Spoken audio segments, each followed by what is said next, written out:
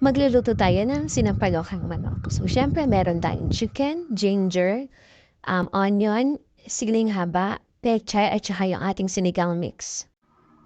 So, ang una natin gagawin, magigisa tayo ng luya sa mainit na mantika, tsaka yung sibuyas, at tsaka yung chicken, idadagdag natin. Then, dadagdagan din natin or titiplahan natin ng salt and pepper, at tsaka yung ating sinigang mix. So, haluin lang natin siyang mabuti at saka natin siya lalagyan ng konting tubig para pakuluin at hayaang maluto yung chicken. So, pakukuluin lang natin yan. After na kumulo, yan, kung gusto natin na medyo maanghang yung ating sinampalukan, ilagay na natin yung ating siling haba.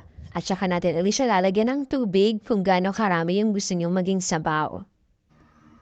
So, takpan lang natin, saka natin pakuluin hanggang maluto yung chicken. So, pag kulong-kulo na siya at sa tingin natin luto na yung ating chicken, pwede na natin siyang timplahan at ilagay natin yung ating gulay. So, pakuluin uli natin siya, tapos ang kalalabasan niyan ay ganito na.